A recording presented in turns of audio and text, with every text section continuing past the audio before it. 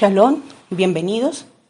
Continuamos con nuestras leyes básicas del Kashrut y vamos a comenzar, como es nuestra costumbre, con una pequeña historia. En el libro de Baba Batra 60b, enseñan los rabís que después de la destrucción del templo, se multiplicaron en Israel los abstinentes, que no comían ni carne ni bebían vino. El rabí Yoshua fue a encontrarse con ellos y les dijo: «Hijos míos, ¿por qué no comen carne ni beben vino?». Le respondieron ellos: «¿Cómo vamos a comer la carne que era sacrificada en el altar y que ya no se sacrifica? ¿Cómo vamos a beber el vino que era derramado sobre el altar y que ya no se derrama?». En tal caso, replicó el rabino, tampoco deberíamos comer pan, porque ya no se hacen ofrendas de alimento. «Se puede vivir de fruta», contestaron. «Tampoco deberíamos comer fruta, porque ya no se hacen las ofrendas de las primicias y hay otras frutas. Tampoco deberíamos beber agua, porque ha dejado de hacerse la ceremonia del agua». Y ellos permanecían en silencio. El rabí Yoshua les dijo: «Escuchen, hijos míos, los que le diré. No penar totalmente es imposible, porque la desgracia ocurrió. Pero penar demasiado tampoco es posible, porque solo se debe imponer a la comunidad una carga que la mayoría puede sobrellevar». Hasta ahí está nuestra historia. Que Hashem nos ayude a continuar aprendiendo y poniendo en práctica de manera correcta y pertinente el cumplimiento de las mitzvah o la mitzvot sobre nuestras vidas.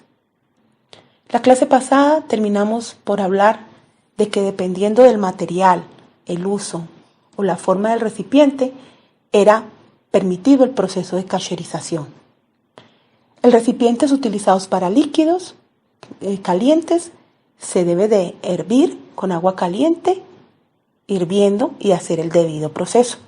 Recipientes utilizados sin agua sobre un fuego, como sartenes, asadores, hornos, parrillas, se limpian con el libún al rojo vivo, sometiéndolos al calor del fuego directamente.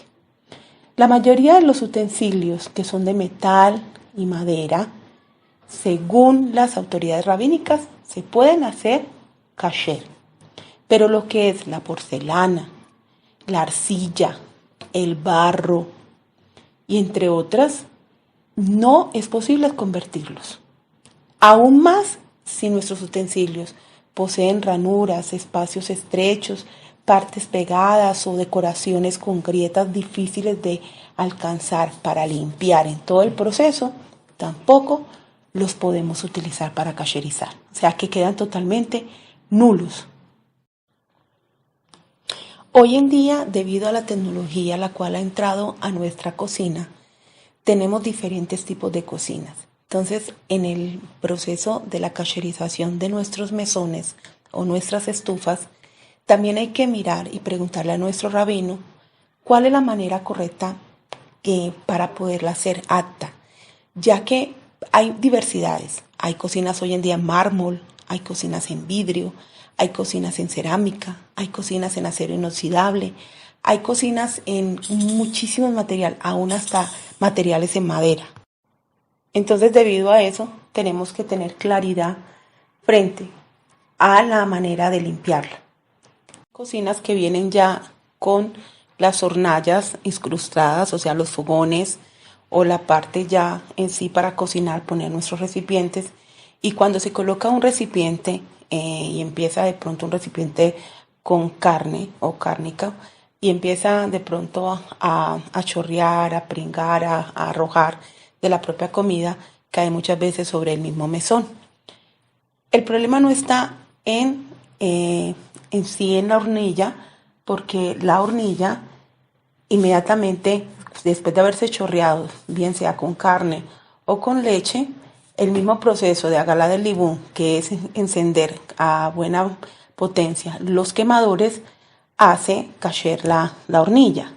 Pero nuestro mesón, al colocar nosotros inmediatamente una cuchara o una tapa o algún utensilio, inmediatamente el utensilio queda impregnado.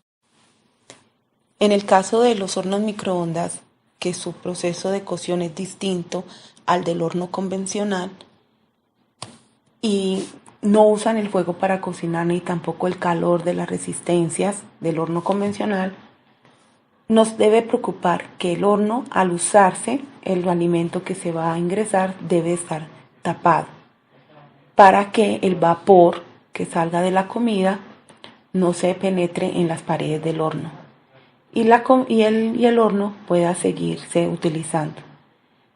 Es mucho mejor utilizar esa clase de utensilios para comida parve, ¿sí? Neutrales. Es mucho más tranquilo y siempre cubrir por si en algún momento determinado se va a utilizar para otra clase de alimentos. En el caso de la transformación de nuestros lavaplatos o piletas o mesadas, debemos de limpiar toda la superficie antes de comenzar cualquier procedimiento y esperar 24 horas desde la última vez que fueron utilizados. Hervir agua y echarles agua. En el lavaplatos esa agua podrá ser llenada con agua caliente, lógicamente, la cual se puede calentar a un punto de ebullición lo máximo mediante una resistencia eléctrica y se puede dejar. En la pileta que no se pueden tornar kasher, se acostumbra a comprar o conseguir unas rejillas que marquen división entre carne y lácteo, unas rejillas de hierrito o metálicas. Se puede usar el agua hervida contenida en un recipiente limpio, lógicamente con 24 horas de reposo del recipiente destinado a la carne, para convertir en kasher a una pileta o un lavaplatos considerado lácteo y viceversa, con la condición siempre que no sean utilizados con algo caliente o tibio durante las 24 horas. Esa es una recomendación importante en tener. Toda vez que cualquier superficie tenga que pasar por el procedimiento de transformación a kasher, hay que probar la lista de los materiales para saber si un cierto material puede ser tratado adecuadamente para volverlo al estado kasher, incluso si no se puede.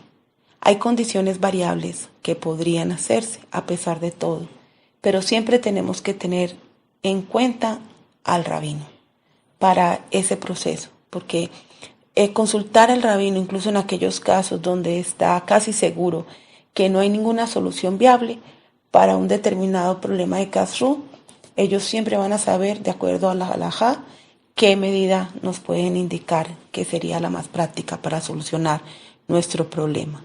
Así que los espero para la próxima clase y shalom.